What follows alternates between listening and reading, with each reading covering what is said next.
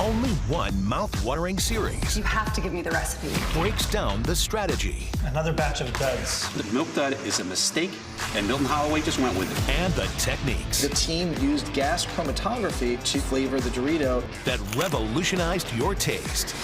Tastes pretty darn good. Young people today don't realize how good they have it.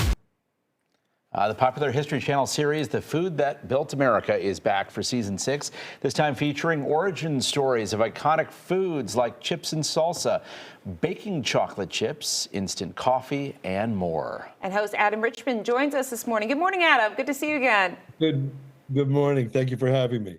So let's talk about first Doritos, which obviously every kid knows, every adult knows. What is, if you can give us a little insight into the origin of Doritos, because I guess, we take it for granted. I never thought about where this all started. Sure. I mean, I think people won't believe this, that Walt Disney World, actually Disneyland in Anaheim, had a massive amount to do with it. There was a place in Disneyland called Casa de Frito. They were using leftover tortillas and they were just cutting them like a pizza and frying them and seasoning them. And it sort of grew into popularity and someone had tried them. But what was crazy was when they were first launched, they were launched without flavor and no one had any interest in them. And a man by the first name of Ignacio, who is nicknamed Nacho, sort of popularized the dish with melted cheese and what have you. And so this idea of putting the cheese right on the chip itself, using chromatography like that, was massive. But the funniest thing was they originally launched Doritos plain, and then they flopped. And yet years later, when Tostitos launched their restaurant-style chip, it was the biggest success in the world. It's just like the perfect chip for the perfect time. If you want a really cool fact, if you look at the Tostitos logo, the two T's middle of the word are actually two people dunking a chip. If you look at the logo. That's fun. Yeah. I would think a Dorito without the seasoning is just a tortilla chip. Essentially, it was the rise of two things. It was the proliferation of places like Chi-Chi's that would make Mexican food available to people that weren't going south of the border themselves, and chips and dip were incredibly popular. Onion soup mix and sour cream was like the thing. Yeah. Well, the craziest thing is David Pace, who happened to have been stationed in Texas during his time in the Air Force, tried salsa.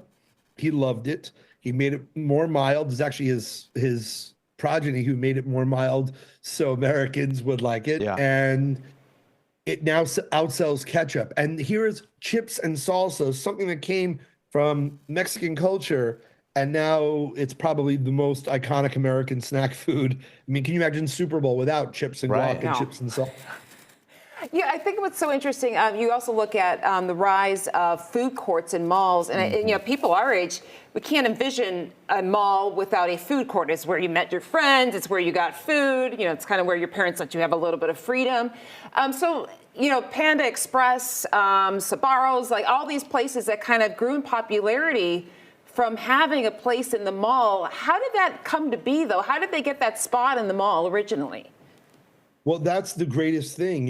Auntie Anne herself, Ann Byler, she was denied a place in the food court. They said, okay, you could have a place by the parking lot. And the original Auntie Anne's is still there in Lancaster, PA.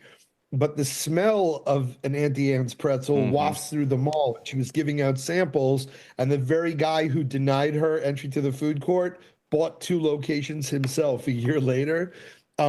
The Panda Express, the Panda Inn was in California. The Glendale Galleria was opening.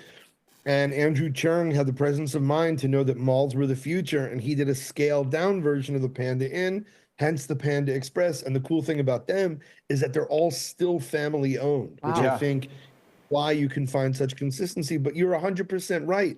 The mall was our chat room. The mall was the OG message board. And it was freedom, it was autonomy. And also for a lot of people who didn't live like I did in the middle of New York City, their chance to experience flavors from around the world for the first time. And I think it's a really special thing. All right, we just have 2 minutes left, so I want to get to the origin story of Milk Duds and Goobers. I think that's really interesting. I don't want to give too much away. So the thing is, we did a whole episode about movie candy, and people originally, you know, there was no food in movies, and popcorn machines would set the place on fire. You used to have to check your popcorn.